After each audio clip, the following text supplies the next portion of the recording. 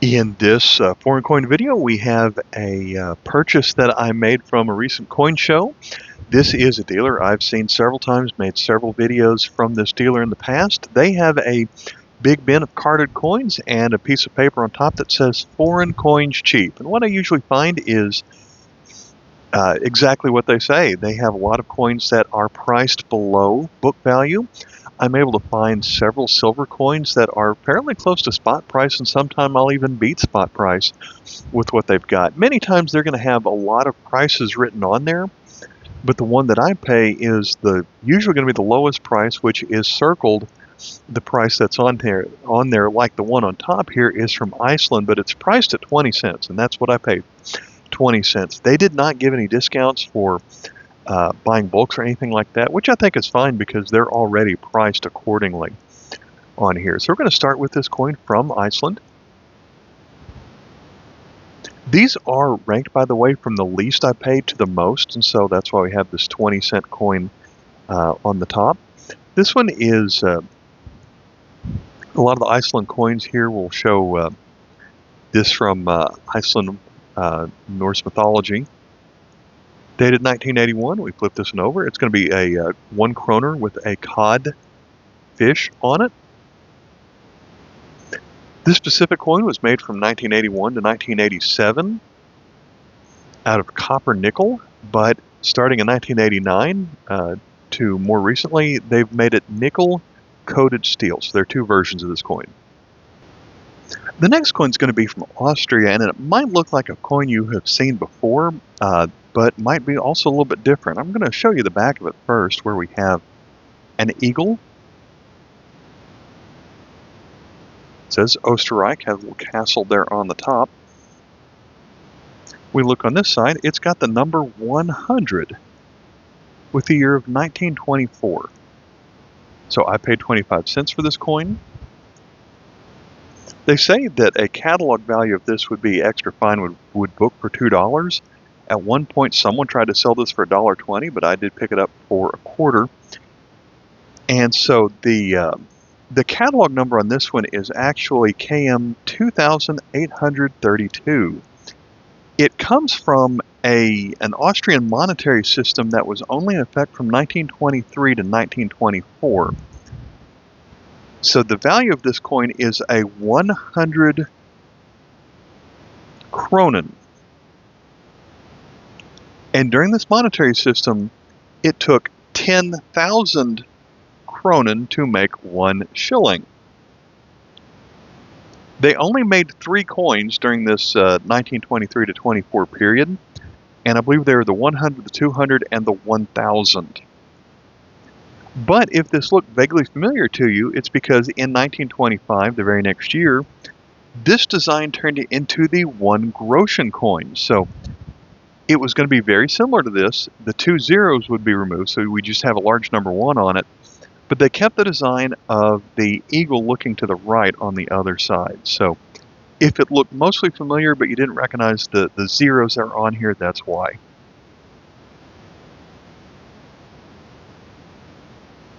This next coin I bought as a trade piece, turns out I actually didn't have it because it's from Belgium, where there are 2 different versions of most every circulating coin. One says Belgium, one says Belgique, which is the French legend. So this is the French legend of Belgique. I had the other version of this, and I probably have had several of them over the years, and so I just never picked this one up. But catalog number KM 189, it is the 5 francs.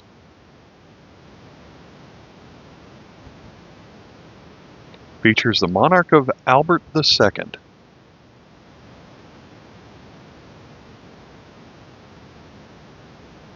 This next one is another one that I thought I had, but turns out I didn't.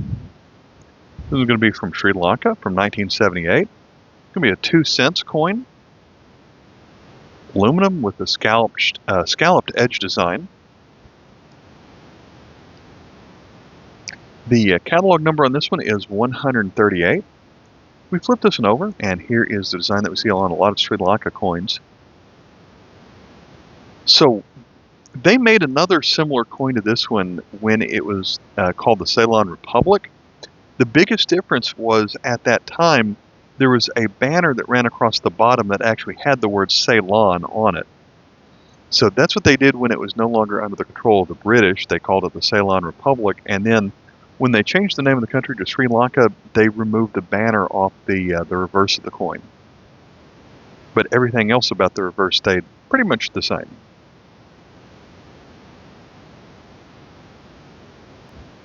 Our next coin is going to come from Turkey. This one is a 5,000 lira coin from 1992. And at the time, this was probably one of the larger circulating coins they had. And a few years after this, let's say a decade after this, the 5,000, there was so much hyperinflation that even this wasn't worth a whole lot.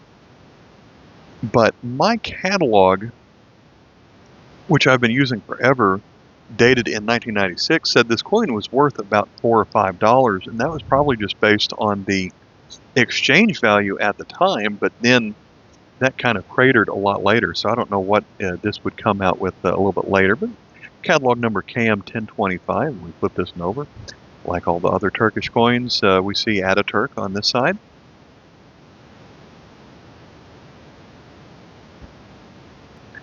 Next we have an aluminum coin from Hungary, which their country, they spell it Magyar.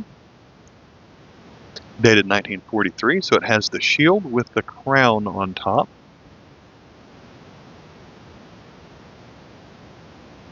And I wrote KM 522.1. I paid 35 cents for this coin. This is going to be a 2 Pingo.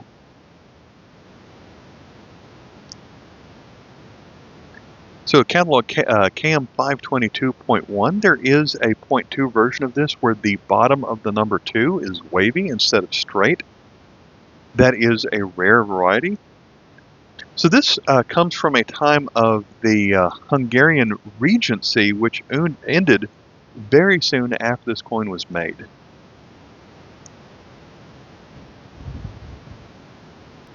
We're going to move to a coin featuring George VI, where it notes him as the king and emperor. We flip this one over. It's from southern Rhodesia from 1947. It's a 2 shillings coin. This coin, the animal here is called a sable antelope. And this is a 1-year coin. It's catalog KM19B. I paid $1 for it. And so the reason it's a 1-year coin is, so this design was made out of version 19 of the coin, was made out of sterling silver until 1942. And then it became 19A, which was 50% silver from 44 to 46. This was made in 47, where the first year it was made out of copper nickel. And then in 1948, they removed King and Emperor and said King George VI on the other side.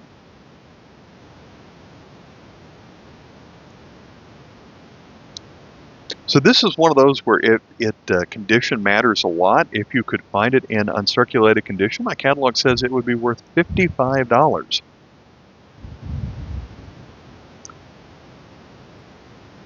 I'm going to move to a coin from Mexico. On the reverse, we have a design similar to what we normally see. But we move this one over. It is a circulating commemorative 200 peso coin, highlighting the fact that Mexico was the host of the 1986 World Cup, or Copa Mundial de Fútbol. I'm from the United States of America, where we call football soccer, but this is what football is to the rest of the world, I suppose. And Mexico made 3 or 4 different 200 peso circulating coins. They were all 1-year commemoratives, all about this size. So it may have been a circulating coin, but I wonder how many people actually liked having to deal with these. But every time I found one, it's been pretty well worn, so it's not like they went straight into collectors. I usually find all of the 200 pesos fairly well worn, but this is the first time I've ever gotten the World Cup 1986 200 peso from Mexico, so that's good. We have our first silver coin of the video. It's going to be from El Salvador. This one is quite well worn. It's got, as written on here, 0.0723 ounces of silver. It is 90%, so this does remind me to be about the size of a United States silver dime. And I did pay barely under spot for it. It was a 1-year coin. Flip it over and we can see where it is 25 centavos. I paid $2. It's from 1953.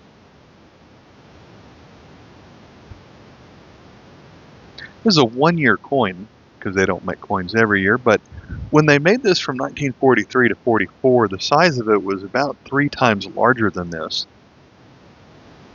And then this stayed in circulation until 1970, when the next 25 centavos was made out of nickel in 1970. So this is catalog KM 137. So next we have a proof coin from Malawi. This side of the coin features Dr. Banda. Yeah, it's not made out of silver. This is, even though it's a proof coin, it has kind of a weird, I wouldn't call them milk spots, but it almost got a weird shine to it that gives it almost a bluish look to it. Well, it's a copper nickel zinc coin. It is a 1-year coin, and they made 10,000 of these proof coins. We flip it over. It was made in 1964, featuring elephants, and unfortunately a couple of hairs got into the flip on this one. I wish that wasn't there. Makes me wonder if I'm going to rehouse it. I did pay $3 for this proof coin. Catalog KM3. Oddly enough, the circulating version of the coin, when you find it in uncirculated condition, is actually harder to find than the proof version of the coin, so it actually has a higher book value.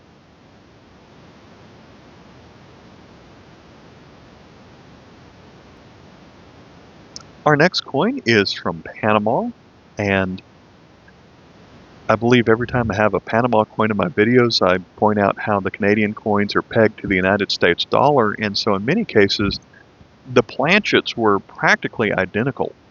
This is a $50. It would have been pegged to the United States $50. It was a half Armadillo Balboa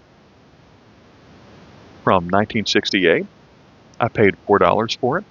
It's got, that's again very close to spot price. It maybe is slightly better. So the Panamanian coins were made with the same metal content, and so if you're familiar with the United States $50, well, in the United States, the half and the quarter and the dime were all made of 90% silver until 1964, and then the dime and the quarter were made out of copper nickel starting in 65, but the $50 was made out of 40% silver for several years. I think it was until 1969. So this 1968 Panamanian half is also 40% silver. However, they continued to make these out of silver until 1972. So that is one place where the Panamanian coins would be different than the United States coins. There is a rare variation of this coin where the rim of the hat seems to almost be missing, where there's not an edge here. So maybe it was just a soft strike or something, but it's common enough that, or definitive enough that they gave it a catalog number with a 0.2 on it. So this one is 12A.1. The 0.2 is the incomplete rim, and it's got an A since it's 40% silver instead of the original 90% silver. Let's go ahead and flip this one over. And so this one has 0.1479 ounces of silver in it, just like a 40% Kennedy half in America.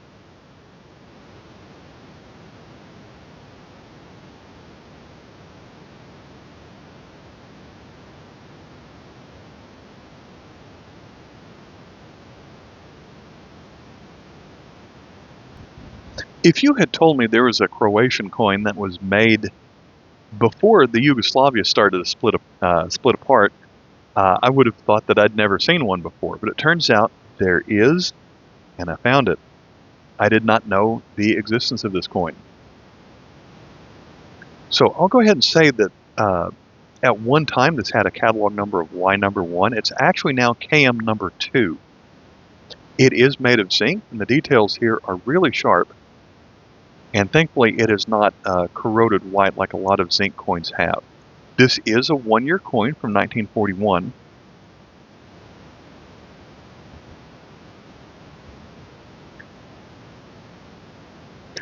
So I had to do a little bit of a history refresher on this coin.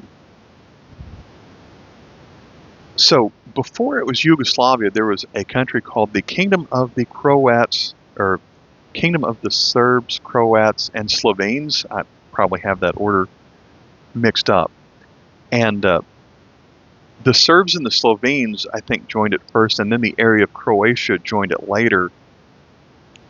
And then during the time of World War II, Hitler came in and attacked Yugoslavia, pulled the area of Croatia out of Yugoslavia, and then for 1 year, they had their own currency. So for 1 year, there was this 2 kuna coin, and this was really the only one you can find. There is a 1 kuna coin, which is so rare that my price guide doesn't put a value on it. There is also a 5 kuna coin, which is in my catalog, saying that is a fantasy issue. That one was made later and not by the government, so it doesn't really exist. So that makes this one the only one you're ever going to find, and I did pay $5 for it.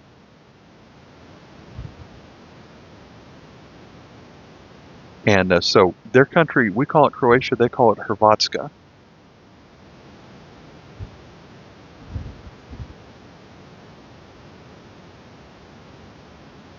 Here's where it says it's 2 kuna from 1941.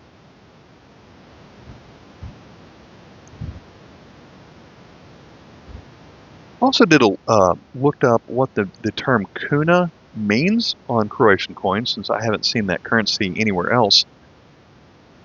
And so I believe it comes from a Russian word where back in the days before people traded paper money and coins, they oftentimes exchanged things for value with each other, like a barter system. And so going back to a time where an animal hide or fur would have been traded for value, kuna is very close to the Russian word for fur. So that's how it got adopted into their monetary system on this 2 kuna coin. So I thought that one was great. We're going to finish off with one more silver coin. This one's going to be from Germany, from 1951. I did pay $6.50 for this particular coin. It's going to be a 5 mark, and I believe that after World War II, the only circulating silver coins that the Germans produced was the 5 mark, like we have here. It's going to be 0.625 silver. That comes to a weight of, if you can read that upside down, 0.2251, so not quite a quarter of an ounce. So again, I beat spot price barely on this one. It has a D mint mark here, which means Munich. There are 2 variations of this coin that you're not going to see in the catalog. So this one, 51 was the first year they made this coin, and it's called the Thin Legend, which lasted until 1969. And then from 70 to 74, they had the Thick Legend. And then they stopped putting silver in this coin in 1975. All right, I always like buying coins from that dealer. We got 3 silver coins, but also some other really good winners out of here. All right, I've got some more coin videos coming up, so I'll catch you next time. Thanks. Bye.